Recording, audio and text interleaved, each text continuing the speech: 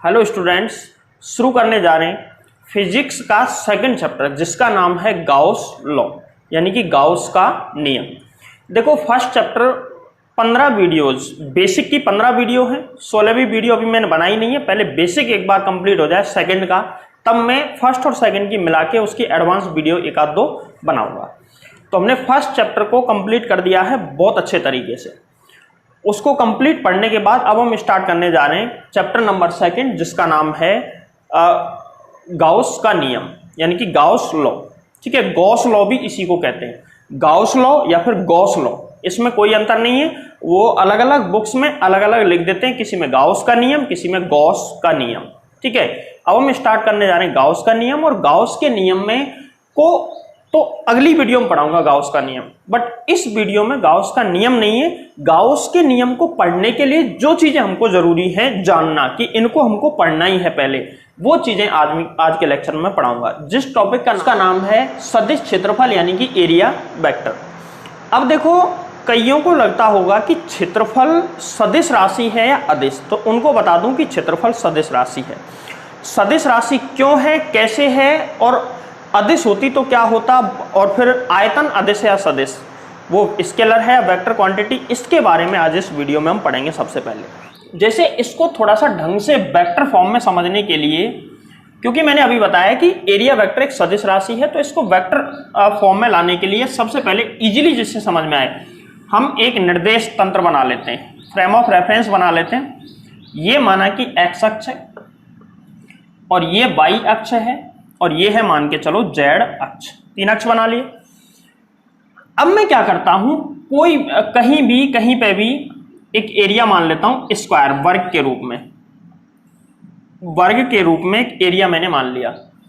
इसकी side, all side is 1 ए, इसकी सभी जो साइड है ना वो ए है, माना कि ए मीटर है या सेंटीमीटर जो भी है, इनकी लेंथ मीटर सेंटीमीटर कुछ भी हो सकते हैं, mm कुछ भी। ये एरिया, इसकी सभी भुजाओं की लंबाई स्मॉल ए है। ठीक है, अब देखो यहां पर ये क्या है, आई कैप एक्स अक्ष के लिए, इधर वाई अक्ष के लिए जे कैप और जेड अक्ष के लिए क्या के कैप। क्लियर है?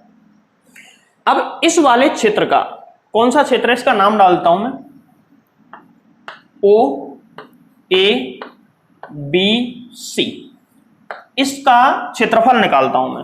तो देखो area of O A B C, इसका एरिया यानी कि इसका क्षेत्रफल निकालता हूं। तो इसका क्षेत्रफल कितना आएगा, देखो ये स्क्वायर है, स्क्वायर का अगर हमको एरिया निकालना तो ए स्क्वायर यानी कि भुजा इंटू भुजा, साइड इंटू साइड का अगर हम मल्टीपल करें तो ऐसी स्थिति में इसका एरिया आ जाएगा। तो देखो इसका एरिया हम निकालते हैं, तो एरिया क्या आएगा, area of O A B C, यहां पर लिखता हूं मैं एरिया को मैं ए से डिनोट कर रहा हूं, कैपिटल ए से। एरिया बराबर कितना आ जाएगा, या तो ऐसे इंटू कर लो ओ ए इंटू ए बी, या तो ओ ए इंटू ए बी का इंटू कर लो, या फिर क्या करो ओ ए इंटू ओ सी, कोई सा भी हम इंटू कर सकते हैं क्योंकि भुजा इंटू भुजा चाहिए हमको।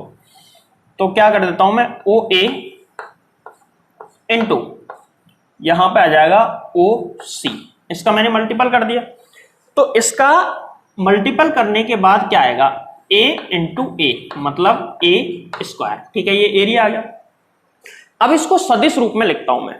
तो देखो इसको वेक्टर फॉर्म में कैसे लिखेंगे हम, सदिश रूप में, इन द वेक्टर फॉर्म में कैसे लिखेंगे, ए बराबर, अभी इस पर वेक्टर नहीं लगाया मैंने, वेक्टर स्केलर कुछ भी हो सकता है, लेकिन अभी वैसे मैंने तुमको बता दिया वेक्टर है, बट स्केलर भी हो सकता है। तो एक बार कंप्लीट कर लेते हैं, फिर लास्ट में वेक्टर लगा देंगे अगर वेक्टर होगा तो।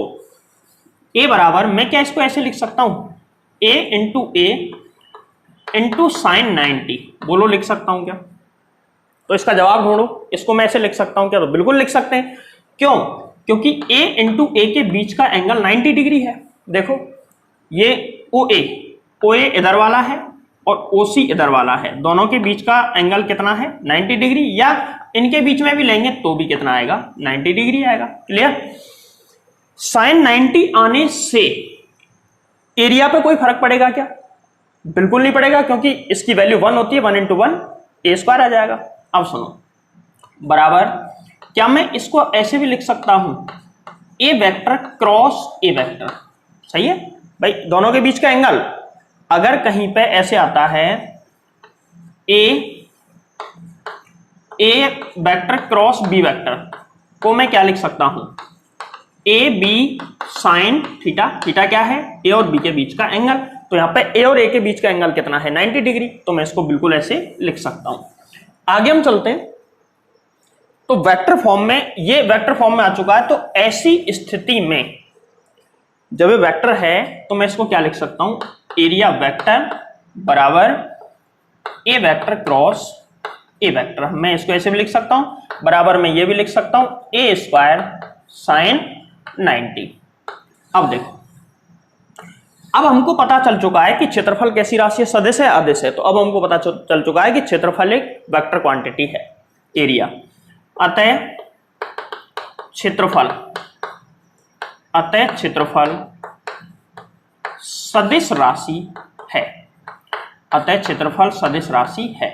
और जब ये सदिश राशि है तो सदिश मतलब दिशा सहित, जिसकी कोई ना कोई डायरेक्शन जरूर होगी।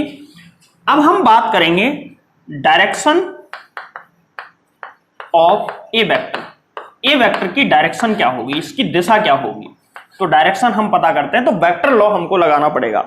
सदिश का नियम यह कहता है कि एक ए वेक्टर इधर है, दूसरा ए वेक्टर इधर है, तो दो तरीके हैं, या तो इस वाले के लिए ले लो तुम आई कैप और इस वाले के लिए ले लो जे कैप, तो यहां पे आई क्रॉस जे हो जाएगा, जब इनका मल्टीपल करेंगे ए इंटू ए, यहां पे ए इंटू ए, तो ए इंटू आई कैप, ए इंटू जे कैप, तो ए स्क्वायर इंटू यहां पे क्या आ जाएगा, आई कैप क्रॉस जे कैप, एक ये मेथड है। दूसरा सीधा मेथड, ऐसे ये वाला एंगल थीटा है वैसे 90, यहां पे थीटा की वैल्यू, तो हम इनका रिजल्टेंट परिणामी निकालने के लिए क्या करते हैं, ऐसे, तो वो इस अक्ष पे आ जाएगा। ये कौन सी अक्ष होती है, जेड अक्ष, बाहर की तरफ।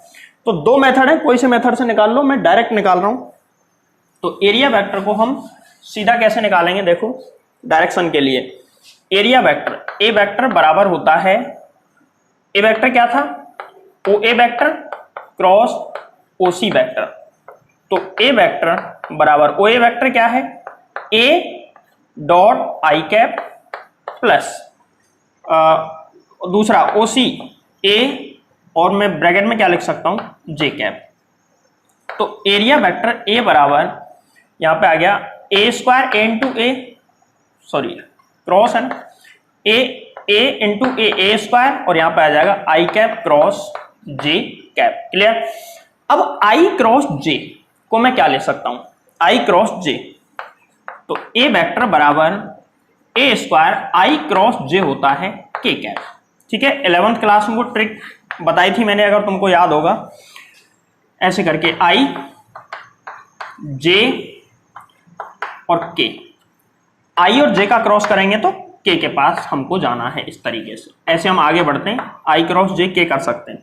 दूसरा मेथड कि अगर मैं जे क्रॉस आई करूंगा तो माइनस क्या आएगा, तो देखो जे क्रॉस आई इसमें हो सकता है क्या, पहले जे, तो अगर मैं इस फॉर्मूले में ओ ए क्रॉस ओ सी की जगह, या क्षेत्रफल को ओ ए इंटू ओ सी की जगह ओ सी इंटू ओ ए भी तो लिख सकता हूं, तो वैसे भी लिख सकते हैं और वैसे भी लिख सकते हैं, तो यहां पे जे क्रॉस आई आएगा, जे क्रॉस आई आएगा, तो यहां पे प्लस की जगह क्या आ जाएगा, माइनस, तो इसको मैं क्लियर ऐसे लिख देता हूं, प्लस माइनस के कैप, मतलब हम बाहर की तरफ भी जा सकते हैं और अंदर की तरफ। ये इसका मतलब क्या है, ये तो इसकी डायरेक्शन हो गई, तो इसका मतलब क्या है, मतलब ये है कि इसकी एक साइड एक्स अक्ष पर है, दूसरी साइड वाई अक्ष पर है, तो इसका एरिया जो वेक्टर होगा ना, क्षेत्रफल सदिश, वो इन दोनों के लंबवत दिशा में आएगा, के यानी कि जेड अक्ष पर, तो इसका एरिया वेक्टर ऐसे आएगा, जैसे कि बोर्ड से बाहर की ओर, लंबवत बाहर की ओर, क्लियर है। तो एरिया वेक्टर हमेशा एरिया के कैसा होता है, लंबवत, परपेंडिकुलर होता है, ये चीज मैं यहां पर लिख देता हूं। अतः स्पष्ट है, क्षेत्रफल सदिश क्षेत्रफल की लंबवत दिशा में होता है। इस चीज को नोट करें एक बार, फिर मैं तुमको इसके क्वेश्चन कराता हूं, उसके बाद में हम आगे बढ़ेंगे इसमें। अच्छा, एक चीज और तुमको यहां पे बता देता हूं कि क्षेत्रफल सदिश राशि है, लेकिन आयतन कैसा होता है? अदिश। आयतन का, वैसे भी आयतन का कहीं पे हमको पढ़ना नहीं है, हमारे सिलेबस के अकॉर्डिंग 12th क्लास में कहीं भी नहीं आता है, नहीं जेई मेंस वगैरह में इसका कोई काम पड़ता है कि वॉल्यूम यानी कि आयतन सदिश है अदिश, उसका कोई फर्क नहीं पड़ेगा, बस एरिया ध्यान रखना कैसा है, वेक्टर। इसके बाद में मैं इसके कुछ क्वेश्चन पढ़ाता हूं तुमको, और तुमको डायरेक्शन बतानी है। क्वेश्चन तो क्या मतलब प्रैक्टिस के लिए। देखो क्वेश्चन नंबर 1, क्वेश्चन फर्स्ट ले रहा हूं मैं, तुमको डायरेक्शन बतानी है उसमें कि एरिया वेक्टर की डायरेक्शन क्या होगी। ये तो एक्स वाई जेड तीनों अक्ष ले लिए मैंने, एक्स अक्ष, वाई अक्ष और जेड अक्ष, और मैंने यहां पर इस तरीके से एक एरिया बना दिया जो कि वाई जेड प्लेन में है, वाई जेड समतल में है। कौन से समतल में? Y Z.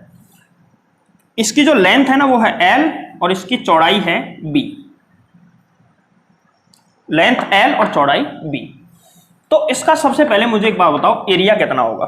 इसका एरिया कितना होगा बताओ? तो एरिया होगा, एरिया बराबर लंबाई इंटू चौड़ाई। क्लियर है? ये तो एरिया हो गया। अगर मैं एरिया वेक्टर निकालूं तो एरिया वेक्टर यानी कि ए वेक्टर बराबर एल, और एल का एकांक सदिश एल कौन सा है? ये वाला है, तो ये जे कैप होगा, जे कैप क्रॉस ये बी है, ये वाला बी है, तो ये जेड अक्ष पे जा रहा है, जे क्रॉस के। तो ऐसी स्थिति में एरिया वेक्टर ए वेक्टर बराबर आ जाएगा एल जे क्रॉस के, जे क्रॉस के आई कैप होता है, आई कैप। वही उल्टा सीधा भी कर सकते हैं, plus minus i cap. Clear है? ये तो ये सवाल हो गया। मतलब इसका जो एरिया वेक्टर होगा ना वो एक्स अक्ष की दिशा में होगा, मतलब इधर इसका एरिया वेक्टर इधर होगा। पीछे भी हम ले सकते हैं क्योंकि माइनस भी आ रहा है उसमें, तो एरिया वेक्टर की डायरेक्शन ये होगी। अच्छा, एक क्वेश्चन और लेता हूं मैं। जैसे देखो, इसका तुमको एरिया वेक्टर बताना है, ऐसे करके एक सवाल है, ऐसे सवाल है, और यहां पे ये कोई एरिया है, ये एरिया है ए। डायरेक्ट मैंने एरिया दे दिया, लंबाई चौड़ाई को, चलो लंबाई चौड़ाई, इस यहां पे एक वृत्ताकार सर्कुलर एरिया है जिसकी रेडियस है स्मॉल आर। रेडियस कितनी है इसकी? Small r. इसकी त्रिज्या स्मॉल आर है। अब क्वेश्चन ये है कि इसका एरिया वेक्टर कितना होगा। तो सबसे पहले इसका एरिया निकालो, एरिया होता है पाई आर स्क्वायर। क्लियर? ये तो एरिया आ गया। अब हमको एरिया वेक्टर निकालना है, तो एरिया वेक्टर अगर तुम यहां से डायरेक्ट सीख चुके हो एरिया वेक्टर निकालना, तो हमको ये चीज फिक्स पता होनी चाहिए कि एरिया के लंबवत दिशा में हमेशा एरिया वेक्टर होता है। क्लियर है बात? एरिया के लंबवत दिशा में एरिया वेक्टर होता है। यहां पे लंबवत दिशा कौन सी है? यहां पे लंबवत दिशा एक तो ऊपर की तरफ और एक नीचे की तरफ, क्योंकि ये एक्स, ये वाई और ये जेड। तो ये जो एरिया है ना एक्स जेड प्लेन में है, तो एक्स और जेड के अलावा जो तीसरी अक्ष है उस पे इसका एरिया वेक्टर आएगा। जैसे देखो इसमें वाई जेड प्लेन में एरिया था तो एरिया वेक्टर एक्स अक्ष पे आया। इसमें देखो एक्स और वाई प्लेन में एरिया था तो एरिया वेक्टर कहां पे आया इसका? जेड अक्ष पे। अगर इसमें एक्स जेड प्लेन में एरिया है तो इसका एरिया वेक्टर आएगा एक्स अक्ष की ओर। ए वेक्टर ऊपर भी और ए वेक्टर नीचे, दोनों ही हम मान सकते हैं। तो ए वेक्टर बराबर आ जाएगा pi r square plus minus i cap, sorry j cap. अब कईयों के दिमाग में ये होगा कि साहब तुमने ये निकाल कैसे दिया? इस मेथड से हमको निकाल के बताओ। तो क्या दिक्कत है? आर स्क्वायर है ना, तो एरिया वेक्टर निकालने के लिए मैं इसको ऐसे लिख सकता हूं, pi r vector cross r vector. इस प्लेन में जब है तो इसकी एक रेडियस इधर हो सकती है आर और एक इधर हो सकती है आर। ये कौन सा? एक्स डायरेक्शन में आई कैप, और नीचे की तरफ कौन सा? Z direction. नीचे की तरफ नहीं है, एक्चुअल में जेड प्लेन है तो ऐसे है ये, एक इधर तो दूसरा इधर। तो यहां पे क्या आ जाएगा? ए वेक्टर बराबर पाई, इस वाले आर वेक्टर की जगह आई कैप और क्रॉस, दूसरे वाले आर की जगह क्या आ जाएगा? आर वेक्टर की जगह आर, ये क्या आ जाएगा? जेड अक्ष पर के कैप। तो इनका क्रॉस मल्टीप्लाई कर लो, ए वेक्टर बराबर पाई आर स्क्वायर और जब i क्रॉस k करेंगे तो j आएगा प्लस माइनस j कैप। अब प्लस माइनस क्यों आया वो मैंने स्टार्टिंग में बता दिया था, ऊपर भी हो सकता है और नीचे भी हो सकता है, क्योंकि हम इनको उल्टा सीधा भी ले सकते हैं। इसको i क्रॉस k भी ले सकते हैं और k क्रॉस i भी हम ले सकते हैं। तो इस तरीके से प्लस माइनस आ जाएगा। क्लियर है? बोलो बात यहां तक, बोलो समझ में आई कि नहीं? इसको नोट करें जल्दी से। देखो अब हम निकालते हैं area vector for 2D surfaces और area vector for 3D surfaces. मतलब यह है एरिया वेक्टर निकालना है, क्षेत्रफल सदिश निकालना है 2D सर्फेस। 2D सर्फेस को ओपन सरफेस भी बोलते हैं। 2D सर्फेस क्या बोलते हैं? ओपन सरफेस, यानी कि खुली सतह। अभी ये क्या है मैं बता दूंगा अभी। दूसरा है एरिया वेक्टर फॉर 3D, इसको बोलते हैं क्लोज्ड सरफेस, यानी कि बंद सतह। बंद सतह, क्लोज सरफेस, ओपन सरफेस के लिए एरिया वेक्टर कैसे निकाला जाता है, उसका रूल क्या होता है वो सुनो। जैसे मान के चलो यहां पे मैंने एक एरिया बना दिया, ऐसे करके मैंने एक एरिया बना दिया। ये देखो ये एरिया है। अगर मैं इसका एरिया वेक्टर निकालना चाहता हूं तो इसके लंबवत दिशा में, इसके परपेंडिकुलर आएगा। मतलब यहां पे जो एक्चुअल में जो सरफेस है ना, ये कुछ इस तरीके से रखी हुई है कि ये तो बोर्ड के तल में है और ये ऐसे बाहर की ओर निकला हुआ है, इस तरीके से है। तो जब एरिया इस तरीके से है, जैसे देखो मैं एग्जांपल बताता हूं इसका। ये जो डायग्राम है ना, ये कुछ इस तरीके से है, ऐसे, समझ रहे हो? अगर ये बोर्ड के प्लेन में होता तो मैं इस एरिया को ऐसे बनाता, बट ये बोर्ड के प्लेन में नहीं है। ये तो इसका मतलब है और इसका मतलब ये है, ऐसे रखा हुआ है। अगर ये ऐसे रखा होता एरिया, तो इसका एरिया वेक्टर इसके लंबवत आ जाता, इस तरीके से लंबवत आता। लेकिन अब ये ऐसे रखा है तो इसका एरिया वेक्टर कुछ ऐसे आएगा। ठीक है, ऐसे आएगा तो बोर्ड पे हम इसको ड्रॉ कर सकते हैं इजीली। इसका एरिया वेक्टर ऐसे आएगा, बोर्ड पर नहीं बना सकते। इसका एरिया वेक्टर आगे की तरफ आएगा, जिसको कि हम कहां बना सकते हैं? बोर्ड पर। तो इसका एरिया वेक्टर ए वेक्टर इधर भी आ जाएगा और इसका दूसरा एरिया वेक्टर ए वेक्टर इधर भी आ जाएगा। तो एक चीज याद रखें कि जो ओपन सरफेसेज होते हैं ना, उनके लिए एरिया वेक्टर दोनों दिशाओं में लिया जा सकता है, दोनों लंबवत दिशाओं में। तो लंबवत लगा लेना यहां पे, दोनों लंबवत दिशाओं में लिया जा सकता है। कैसे भाई? एक तो इस लंबवत दिशा में और दूसरी लंबवत दिशा ये हो गई। लेकिन अगर हम क्लोज सरफेस की बात करें तो इस पर एरिया वेक्टर दो दिशाओं में नहीं ले सकते हम, वो केवल एक ही दिशा में लिया जाता है। वो दिशा कौन सी मैं बता देता हूं। हमेशा ये दिशा होती है एरिया वेक्टर के लंबवत बाहर की ओर। बाहर की ओर कैसे? इसमें बाहर अंदर का कैसे पता चलेगा? इसमें तो पता नहीं चलेगा, तभी तो दोनों ले रहे। उसमें पता चल जाएगा। कैसे? देखो, अब मान के चलो मैं एक एग्जांपल लेता हूं इसका। जैसे ये देखो, एक 3D में मैं बनाता हूं कोई डायग्राम। तो 3D के हिसाब से मैं एक क्यूब बना लेता हूं। ठीक है, क्यूब बना लेता हूं। चलो इसको डायरेक्शन से, अभी डायरेक्शन जब निकालेंगे तब बना दूंगा मैं, निर्देश तंत्र। तो मैं क्यूब बना देता हूं। देखो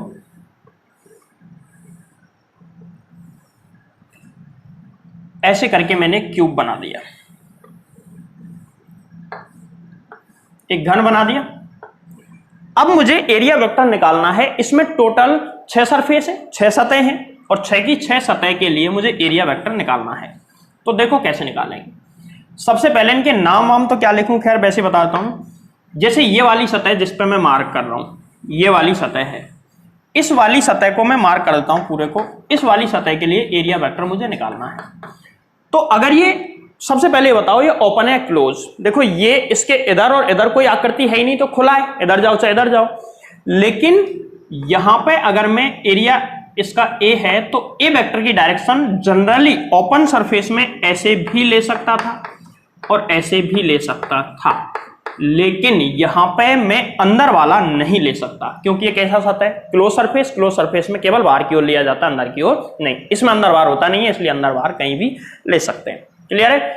अगर मान के चलो इस वाले के लिए मैं ऊपर वाली जो सरफेस है ये वाली, इसके लिए एरिया वेक्टर मुझे लेना है, तो ये ऑलवेज बाहर की तरफ ए वेक्टर। बोलो क्लियर। अगर मुझे नीचे वाले सरफेस के लिए लेना है तो उसको मैं नीचे लूंगा ए वेक्टर। इस वाली सरफेस के लिए लेना है तो उसको मैं इधर लूंगा ए वेक्टर। अब दो और बचे कौन कौन से, एक तो ये जिसको मैं मार्क कर रहा हूं ये वाला, और एक इसके जस्ट पीछे वाला, ये दोनों बचे। तो इस सामने वाले के लिए तो बाहर की ओर और पीछे वाले के लिए अंदर की ओर एरिया वेक्टर आएगा। तो बोलो ये चीज समझ में आई। जैसे इसमें लिखा है दोनों दिशाओं में लिया जा सकता है, उसमें लिखना केवल बाहर की ओर लंबवत दिशा में लिया जाता है। अब इस पे बेस्ड एक छोटा सा क्वेश्चन देखो, जैसे क्वेश्चन दे दिया मैंने, और क्वेश्चन ये है कि मान के चलो ऐसे एक सिलेंडर है, बेलन है, इस बेलन, ये बेलन है, इस बेलन में टोटल 3 एरिया होते हैं, ऊपर नीचे के वृत्त और बीच का वक्र पृष्ठ। अगर इस जगह पे मुझे एरिया वेक्टर लेने की जरूरत पड़ी तो मैं कहां लूंगा, तो उसका जवाब है ऊपर की ओर, और इस जगह पे लेना हो तो नीचे की ओर। क्या मैं इसको नीचे की ओर नहीं ले सकता, तो इसका जवाब है नहीं, क्योंकि क्लोज सरफेस में चला जाएगा। अगर मैं इसको ऊपर की ओर लेता हूं तो ये भी क्लोज सरफेस में जाएगा, तो नीचे में नहीं ले सकता। अब तीसरी चीज, बीच वाले पे ये जो वक्र पृष्ठ है इसका एरिया किधर लेना है, तो इसके लंबवत, और इसके लंबवत ऐसे ए वेक्टर। अगर उधर लेना होता तो ऐसे ले लेता हूं। क्लियर है बात। तो ये इसके परपेंडिकुलर यानी कि 90 डिग्री पर होता है। यहां तक बात समझ में आ रही है बोलो। ऐसा ही एक एग्जांपल और लेते हैं हम। जैसे मान के चलो एक स्फीयर है, गोला है, ये गोला है, इस गोले पे एरिया वेक्टर लेना है कहीं पे भी, इसकी रेडियस स्मॉल r है। गोला है, ये ध्यान रखना, वृत्त नहीं है, क्या है, गोला।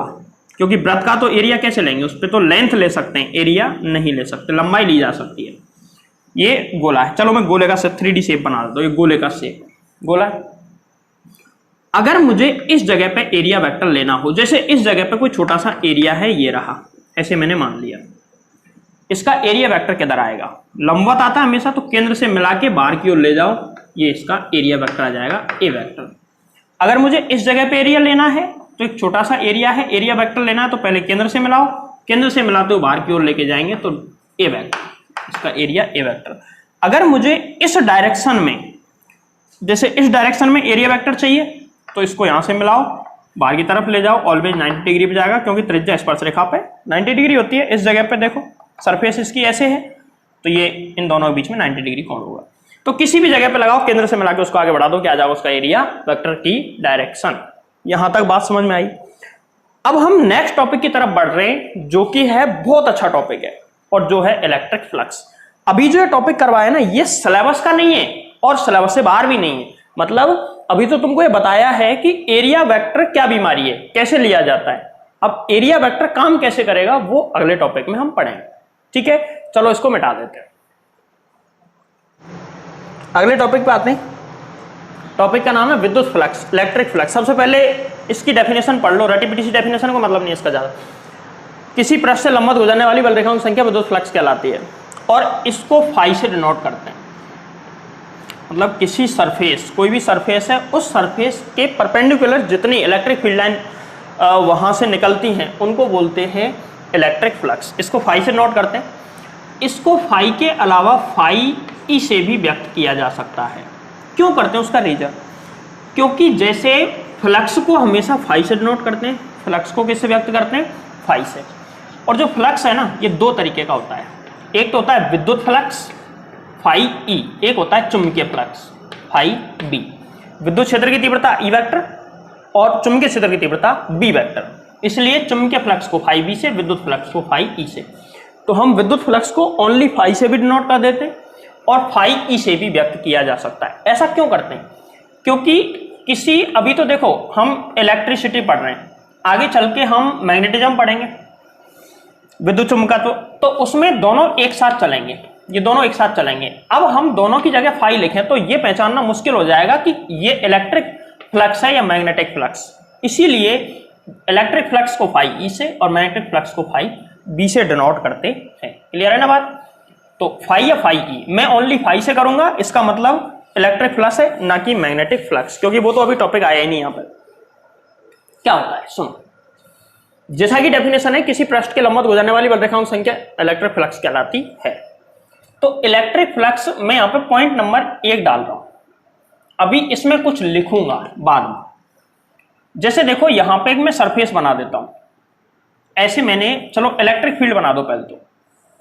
इलेक्ट्रिक फील्ड, कम इलेक्ट्रिक फील्ड में यहां पे बना रहा हूं, जिसकी इंटेंसिटी कम है, जिसकी तीव्रता कम है, ये बना दिया। और इस इलेक्ट्रिक फील्ड में कोई एरिया रखा है इस तरीके से, ये एरिया इसमें रखा हुआ है, इसमें से इलेक्ट्रिक फील्ड लाइन निकल रही है इसकी परपेंडिकुलर।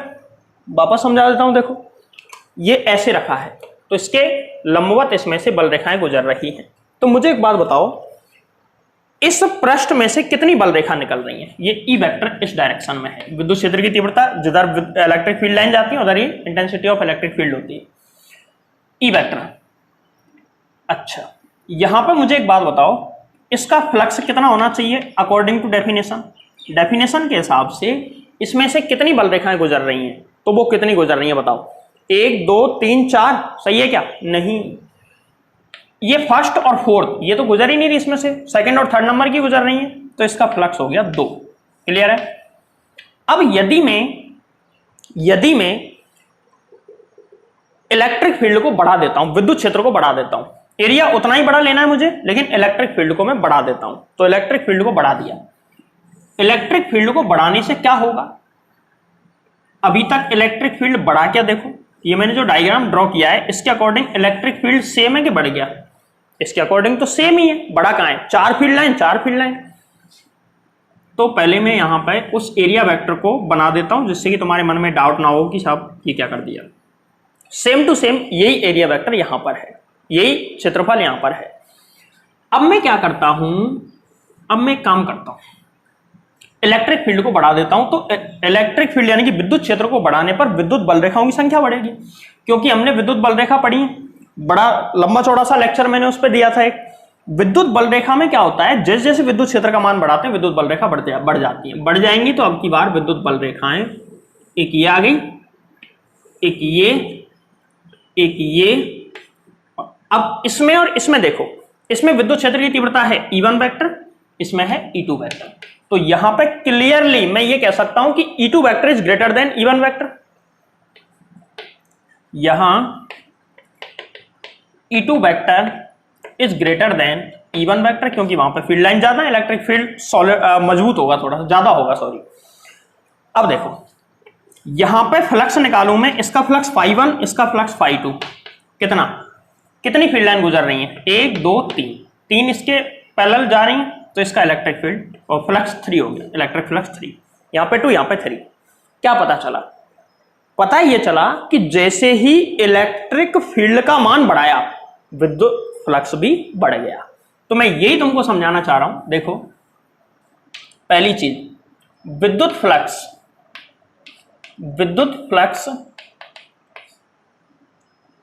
विद्युत क्षेत्र की तीव्रता, इसको पूरी लाइन लिख लेना, विद्युत क्षेत्र की तीव्रता के समानुपाती होता है, के समानुपाती, डायरेक्टली प्रोपोर्शनल। जो इलेक्ट्रिक फ्लक्स है ना, वो इलेक्ट्रिक फील्ड की इंटेंसिटी के प्रोपोर्शनल होता है डायरेक्टली। तो इसका मतलब यह है कि फाई इज प्रोपोर्शनल टू ई, और जिसको मैं डाल देता हूं इक्वेशन नंबर 1। क्लियर? अब चलते हैं हम सेकंड, और किस पर डिपेंड करता है? दूसरा देखो, जो इलेक्ट्रिक फ्लक्स है ना, ये एरिया पे भी डिपेंड करता है। इस पर डिपेंड करता है एरिया पे। अब की बार मैंने एरिया को कॉमन रखा, सेम रखा। अगर इसका एरिया ए है तो इसका एरिया भी कितना है? ए। अब की बार मैं एरिया को कॉमन नहीं रखता हूं, एरिया को चेंज करके देखता हूं फिर क्या फर्क पड़ता है फ्लक्स पे।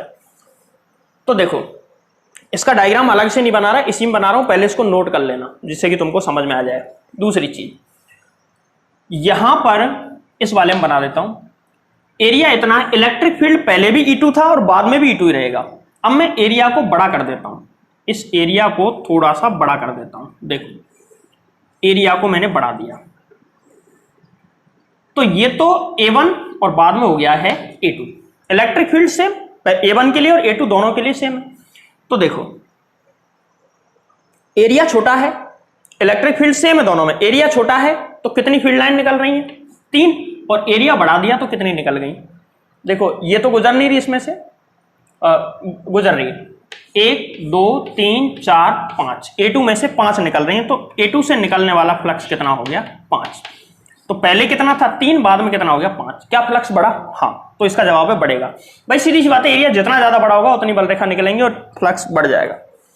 तो मैं यहां से डायरेक्ट ये कह सकता हूं कि phi is proportional to A. Equation number 2 clear. तो फर्स्ट का ऐसे लिखना फर्स्ट, और ये पूरा लिखना, सेकंड में भी लिखना पूरा, और ये वाले 2 डायग्राम बनाना, A1 के लिए इधर बना लेना, A2 के लिए इधर बना लेना। इलेक्ट्रिक फील्ड लाइन सेम रहनी चाहिए, एरिया छोटा बड़ा होना चाहिए। अब देखो ये मत लिखना इसमें फाई बराबर 5 फाई बराबर 2, ये तो मैं समझाने के लिए बता रहा हूं। अब हम आते हैं थर्ड पॉइंट, जो कि सबसे इंपॉर्टेंट है, इस पर कोई बात ही नहीं करता यार, और यही तो इसमें मजेदार चीज है। थर्ड पॉइंट, क्या क्या क्या फ्लक्स का मान थीटा पे भी निर्भर करता है? तो देखो तीसरा पढ़ते हैं हम, इलेक्ट्रिक फ्लक्स की थीटा पर निर्भरता। इलेक्ट्रिक फ्लक्स की थीटा पर निर्भरता, ये सबसे इंपॉर्टेंट है। थीटा पर निर्भरता, थीटा क्या है? थीटा क्या है? Angle between E vector and A vector. A vector क्या है? Area vector. ई वेक्टर क्या है? इंटेंसिटी ऑफ इलेक्ट्रिक फील्ड, यानी विद्युत क्षेत्र की तीव्रता, और क्षेत्रफल सदिश के बीच का कोण हमको निकालना है, उस पर भी ये डिपेंड करेगा। देखो कोण की को समझने के लिए पहले मैं एक कांस्टेंट इलेक्ट्रिक फील्ड बना देता हूं। ये कांस्टेंट इलेक्ट्रिक फील्ड है, ऐसे इसमें ये 4 फील्ड लाइन है, मान के चलो, ज्यादा बना लो, 5 बना लो, 5 बना ली। अब यहां पे एक एरिया वेक्टर ड्रॉ करता हूं मैं, ऐसे करके। देखो ये एक एरिया मैंने ड्रॉ किया, इस एरिया ई वेक्टर, चलो थोड़ी ज्यादा फील्ड लाइन बना लेता हूं जिससे समझने में आसानी रहेगी। ठीक है, देखो 1 2 3 नहीं गुजर रही, बाकी सब गुजर रही हैं। तो यहां पे फ्लक्स 1 2 3 4 5 6, फाई बराबर कितना 6। अब देखो इसका एरिया वेक्टर किधर आएगा? एरिया ऐसे है तो एरिया वेक्टर आगे की तरफ आएगा, इधर ए वेक्टर है। अब की बार यहां सबसे पहले थीटा क्या है? Angle between E vector and A vector. E vector और ए वेक्टर के बीच का एंगल, यानी कि थीटा बराबर कितना है 0। एक ही डायरेक्शन में दोनों, थीटा 0 है। थीटा 0 है तो फ्लक्स कितना है? फाई बराबर 1 2 3 4 5 6 6 7 1 2 3 4 5 6 फाई बराबर 6। अब सेकंड केस में मैं क्या करता हूं, इस एरिया को चेंज करता हूं। इलेक्ट्रिक फील्ड लाइन 6 और 3 9 बनानी है। 1 2 3 4, चलो ऐसे समझाने के बजाय मैं इसको डायरेक्ट समझाता हूं। अभी एरिया ऐसे था तो इससे फील्ड लाइन कितनी निकली 6। अब यदि मैं इसको ऐसे ना करके थोड़ा सा घुमाना शुरू कर दूं ऐसे, तो जैसे जैसे ये घूमेगा तो गौर से देखो इसमें से कम बल रेखाएं गुजरेंगी। ऊपर वाली कट गई, ऊपर वाली कट चुकी है, और ज़्यादा घुमाऊंगा तो कटते कटते अगर मैं इसको बिल्कुल ऐसे कर दूंगा तो कोई भी फील्ड लाइन इसमें से नहीं गुजरेगी। मतलब इसका साफ है। देखो अब समझाता हूं, यहां पे देखो, अगर मैं इसको झुकाता हुआ चला जाता हूं नीचे की तरफ एरिया वेक्टर को, जैसे कि एरिया वेक्टर को मैंने ऐसे झुका दिया, ठीक, ऐसे इस एरिया वेक्टर को झुका दिया, तो अब की बार इससे फ्लक्स 1 2 3 4 थोड़ा सा और कम हो गया। यहां पे 6 था, यहां पे 4 हो गया। अब की बार देखो ई वेक्टर की डायरेक्शन तो ये है ही, ए वेक्टर की डायरेक्शन कैसे आएगी? अब की बार एरिया वेक्टर कैसे है? एरिया वेक्टर ऐसे है, एरिया ऐसे है तो एरिया वेक्टर डायरेक्शन इसके पैरेलल, मतलब ऐसे आएगी ए वेक्टर। यहां पे दोनों के बीच का एंगल कितना है? थीटा। अब गौर से देखो तुमको समझ में आएगा कि फ्लक्स यहाँ पे कम हो चुका है। फाई बराबर कितना है यहाँ पे 4, 1 2 3 4 ही है, ठीक। अब सुनो, अब सवाल यह है कि जैसे जैसे थीटा बढ़ रहा है यहाँ पे थीटा कितना 0, यहाँ पे और ज्यादा बढ़ा दिया, और ज्यादा बढ़ाओगे तो और कम हो जाएंगे, और ज्यादा बढ़ाओगे तो और कम हो जाएंगे। जैसे जैसे थीटा बढ़ रहा है वैसे वैसे फ्लक्स कम हो रहा है। तो यहाँ पे थीटा के इनवर्सली प्रोपोर्शनल है। और साइन कॉस टेन में से ऐसा किसके साथ है, अभी देखते हैं। देखो एक कंडीशन में ऐसे लेता हूं इस एंगल को समझने के लिए कि मान के चलो ये तो है कोई एरिया, इस एरिया में से इलेक्ट्रिक फील्ड निकल रहा है ऐसे, ये ई वेक्टर की डायरेक्शन है, और इसका एरिया वेक्टर इधर आ जाएगा, ये क्या है ए वेक्टर। क्लियर है बात। अब यदि मैं ई के घटक करूं तो इधर घटक ये कौन थीटा है, तो इसके घटक कितने आएंगे ई कॉस थीटा, और एक घटक इसका इधर भी होगा कितना ई साइन थीटा। तो जो ई साइन थीटा घटक है ना, ये तो इसके तल में ही है, तो इसके समांतर हुआ। लंबवत घटक कौन सा है, ई कॉस थीटा। तो यहां से एक्चुअली में इसके लंबवत दिशा में विद्युत क्षेत्र ई है या ई कॉस थीटा है, तो यहाँ पे ई कॉस थीटा है। इसका मतलब जो फ्लक्स है ना वो किस पे डिपेंड करता है, थीटा पे। किस पे डिपेंड करता है, थीटा पर। थीटा में भी कौन सा, कॉस थीटा। कौन सा, कॉस थीटा। तो phi is proportional to cos theta. यहां पे देखो ये मैंने कैसे लिखा, इसके लिखने के पीछे बहुत दिमाग लगाना पड़ेगा तुमको, कि यहां पे इलेक्ट्रिक जो फ्लक्स है ना फाई, वो सॉरी इलेक्ट्रिक फ्लक्स फाई, वो डिपेंड ई पे करेगा या ई कॉस थीटा पर। तो इसका जवाब वो सिर्फ ई कॉस, ई का मान कितना ही बढ़ा लो कोई दिक्कत नहीं, लेकिन E cos theta, overall E cos theta बढ़ेगा तब जाके फ्लक्स बढ़ेगा, इसलिए phi proportional to cos theta. अच्छा मैंने अभी क्या बताया, मैंने ये बताया कि जैसे जैसे थीटा का मान बढ़ता है वैसे वैसे फ्लक्स में कमी आती है। तो कॉस थीटा के मान याद करो, कॉस 0 का मान क्या होता है 1, आगे बढ़ते बढ़ते 90 पे पहुंचते पहुंचते 0 हो जाता है। तो कॉस में भी ऐसा ही होता है, जैसे जैसे थीटा बढ़ता है, जैसे जैसे थीटा बढ़ता है वैसे वैसे कॉस की वैल्यू क्या होती जाती है, कम। तो ये इसको रिप्रेजेंट करेगा। चलो इसको मैं एग्जांपल से समझाऊंगा तुमको, इसके जब कंडीशन पढ़ाऊंगा तो सबसे पहले फॉर्मूला इसका बना देते हैं। सबसे पहले ये आया फाई प्रोपोर्शनल टू ई, दूसरा ये आया phi is proportional to A, और तीसरा ये आया phi is proportional to cos theta. इन तीनों को मैं लेता हूं एक साथ तो क्या आ जाएगा, phi is proportional to E A cos theta.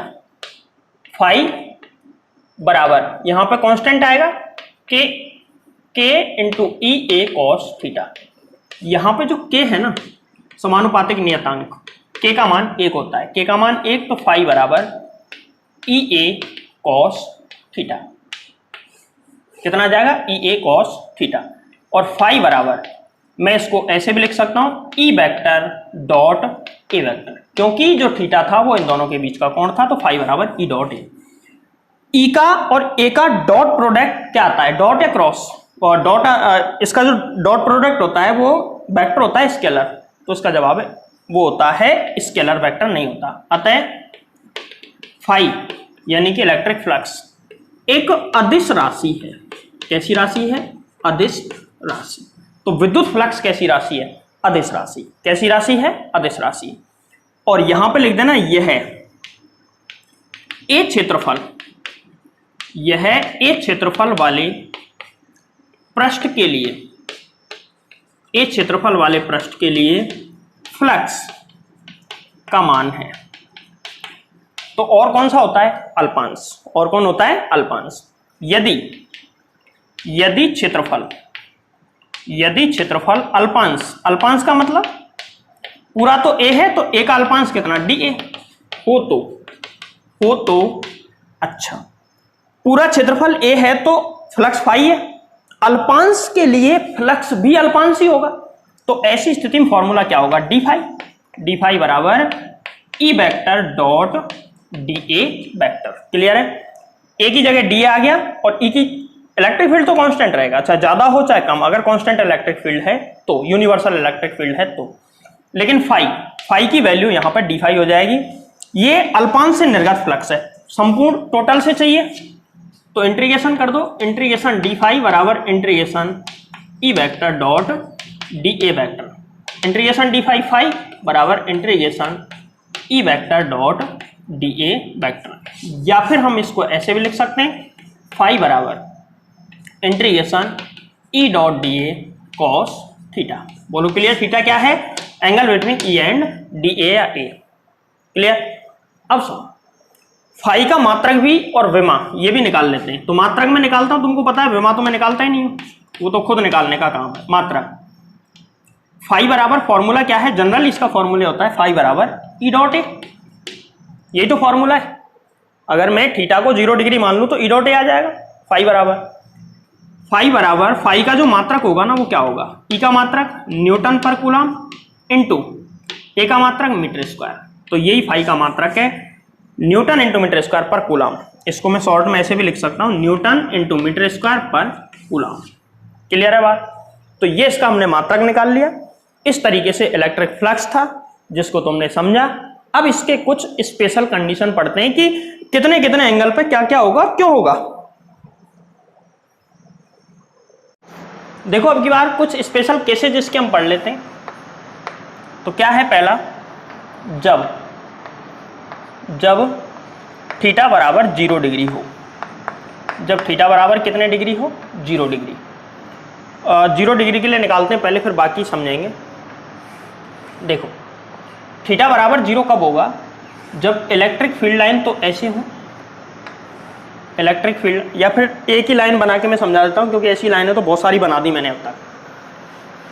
देखो जैसे मान के चलो ये तो है कोई एरिया, इसमें से इलेक्ट्रिक फील्ड निकल रहा है इधर ई वेक्टर, और ए वेक्टर भी इधर ही आएगा। तो दोनों सेम डायरेक्शन में थीटा बराबर क्या होगा, 0। यहाँ पर थीटा बराबर 0 डिग्री।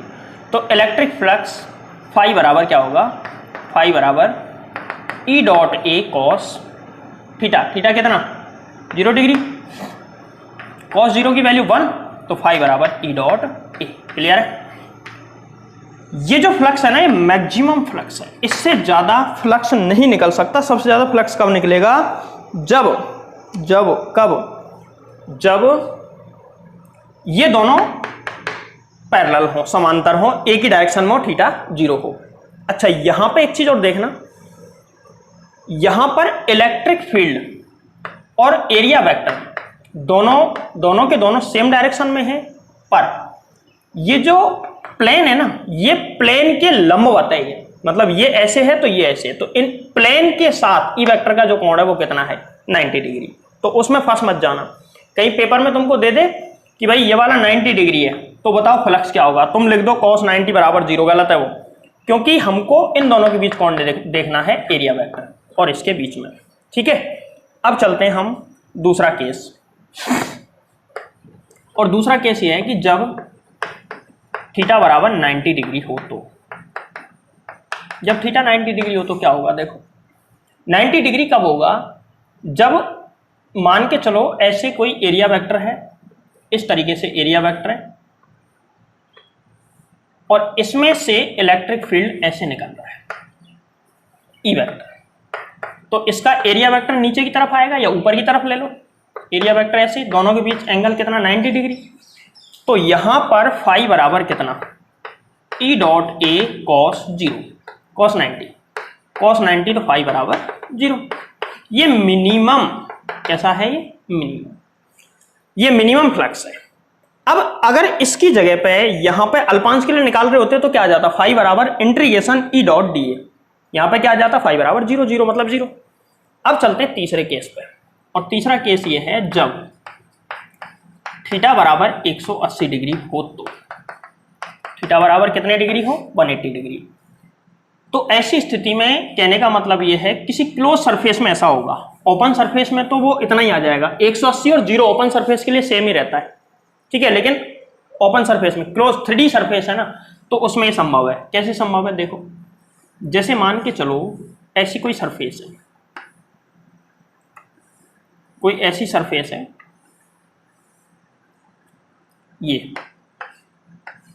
इसमें से इलेक्ट्रिक फील्ड, इस वाले, ये जो एरिया है ना, इसका एरिया है ए, एरिया कितना है इसका ए, इस वाले का जिसका मैंने ये मार्क किया है, और इसमें इलेक्ट्रिक फील्ड ऐसे अंदर की तरफ आ रहा है, ई वेक्टर।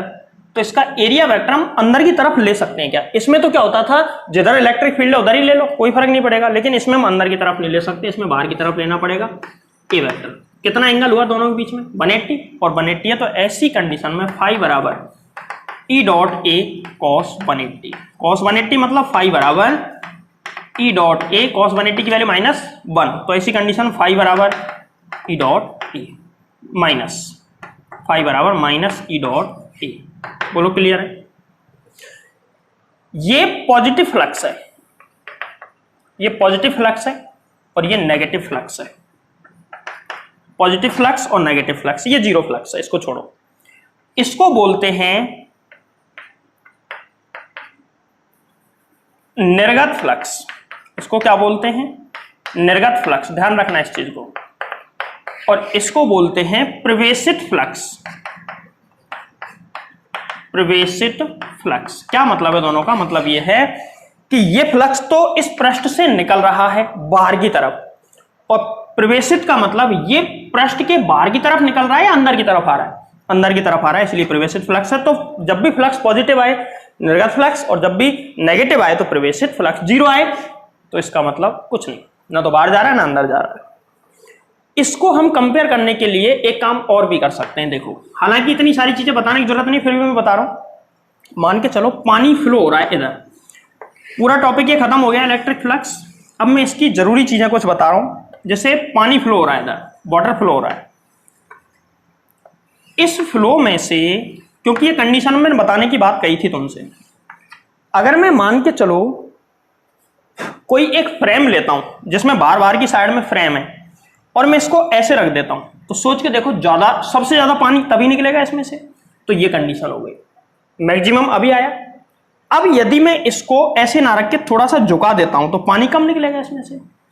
और यदि झुका के ऐसे 90 डिग्री पे कर देता हूं, 90 डिग्री पे करने का मतलब इस फ्रेम में से, ये जो फ्रेम है जहां से बीच में से पानी जाएगा, वो पानी इसमें से निकलेगा क्या? उसमें से पानी नहीं निकलेगा, इसीलिए फ्लक्स क्या आ जाएगा? जीरो। 180 कर दें तो फिर फ्लक्स का वेक्टर इधर आ रहा है, वो जा इधर रहा है, तो वो प्रवेशित हो जाएगा, और ये कैसा है? निर्गत। तो इसको ऐसे भी हम कंपेयर करके लिख सकते हैं। ज्यादातर बुकों में ऐसा लिखा हुआ है, पढ़ाते भी है कई टीचर, अच्छा है ये तरीका। ये डायग्राम दिख रहा है, इसमें एक क्यूब है। क्या है इसमें? एक क्यूब, और इसके साथ साथ इसकी प्रत्येक साइड स्मॉल ए है। घन है तो इसकी प्रत्येक भुजा समान होगी स्मॉल ए। लंबाई, चौड़ाई और ऊंचाई तीनों ए हैं। अब देखो, यह पूछा गया है कि इसमें 6 पृष्ठ है, 6 के 6 पृष्ठों से निर्गत फ्लक्स ज्ञात करो। ये तुमने कर लिया तो ये मान लो सब कुछ हो जाएगा। इलेक्ट्रिक फील्ड ई है जो कि कांस्टेंट है, जो कि कैसा है? कांस्टेंट। मतलब इसकी वैल्यू किसी भी पॉइंट पे बदल नहीं रही है।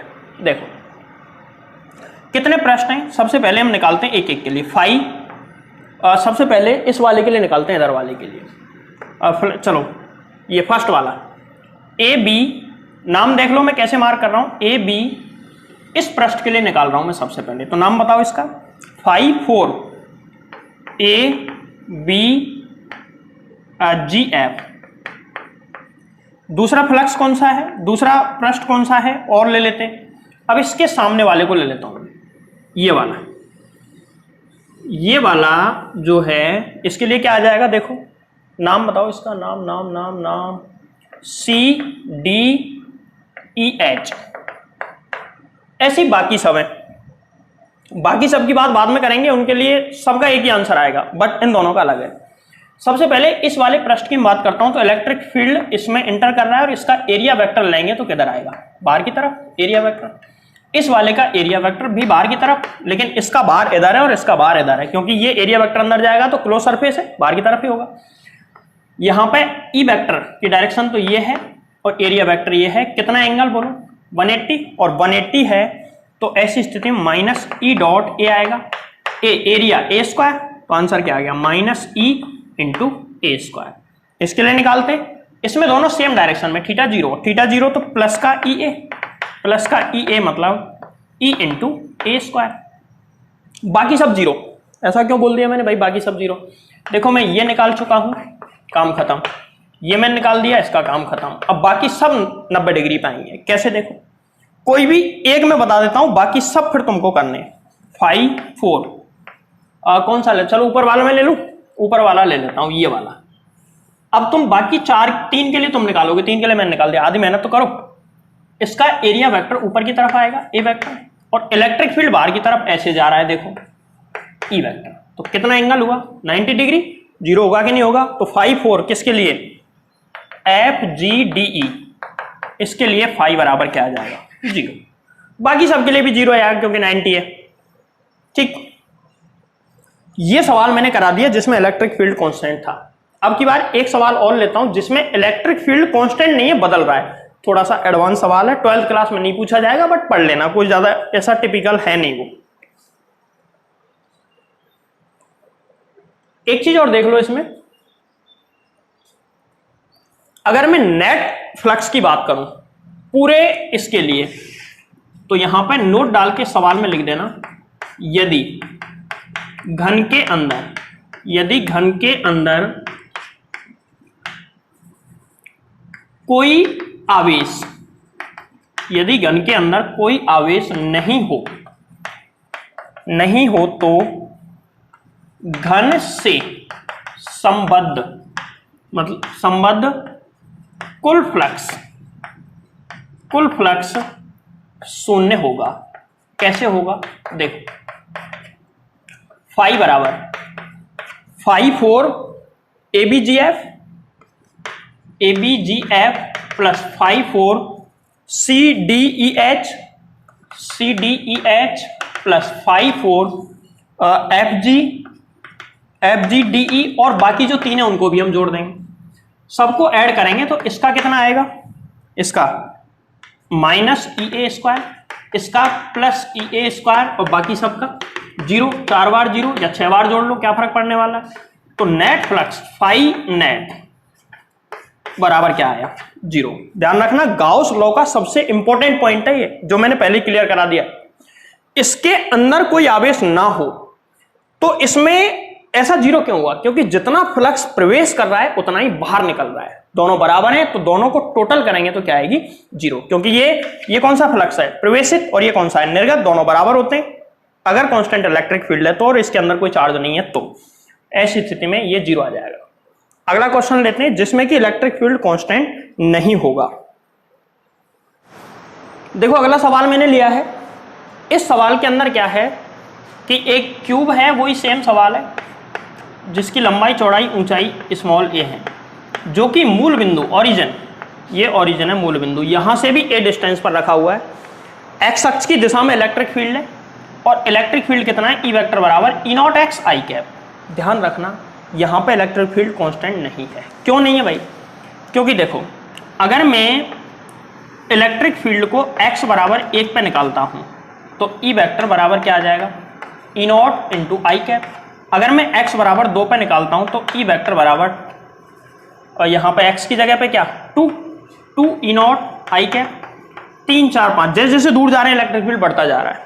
ठीक है, तो ये कांस्टेंट नहीं है, पिछले सवाल में कांस्टेंट था, और कांस्टेंट नहीं हो तो नेट इलेक्ट्रिक फील्ड जीरो, वो नेट इलेक्ट्रिक फ्लक्स जीरो नहीं आता है। चलो इस सवाल को सॉल्व करते हैं। इसमें मैंने नाम वाम कुछ डाले नहीं है, बस इंपॉर्टेंट चीज बताता हूँ। एक तो ये पृष्ठ है जिसके लिए निकाल लो, एक पृष्ठ ये वाला है इसके लिए निकाल लो, बाकी सब लंबवत होते हैं, ये 1 ये 2 3 4 5 6, बाकी सब लंबवत डायरेक्शन। जैसे ये निकालोगे तो इलेक्ट्रिक फील्ड इधर है, ए वेक्टर इधर आएगा। नीचे वाले के लिए निकालोगे तो इलेक्ट्रिक फील्ड इधर है, ए वेक्टर इधर आएगा। और कौन सा बचा, सामने वाले के निकालोगे तो ए वेक्टर सामने आएगा, पीछे वाले के लिए ए वेक्टर पीछे आएगा। तो बाकी सब 90 डिग्री पे होते हैं, मेन चीज यही है। तो सबसे पहले फाई 1 निकालता हूं, पहले वाले के लिए फाई 1, इस वाले पृष्ठ के लिए फाई की वैल्यू। तो फाई निकालने के लिए यहां पर देखो ए वेक्टर बाहर की तरफ आएगा और इसकी यहां से डिस्टेंस कितनी है, इस पृष्ठ की यहां से डिस्टेंस कितनी है, स्मॉल ए।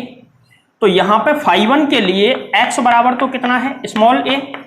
x बराबर कितना है, स्मॉल ए, फाई 1 के लिए निकालते हैं। देखो फॉर्मूला यहां पे 180 है, ए वेक्टर बाहर की तरफ और ई वेक्टर अंदर की तरफ। तो 180 डिग्री के लिए माइनस ई वेक्टर डॉट, या माइनस हटा लेता हूं, ई vector dot A vector. E vector कितना, ई वेक्टर कितना, ई नॉट इंटू एक्स, और एक्स का मान कितना है यहाँ पे, स्मॉल ए।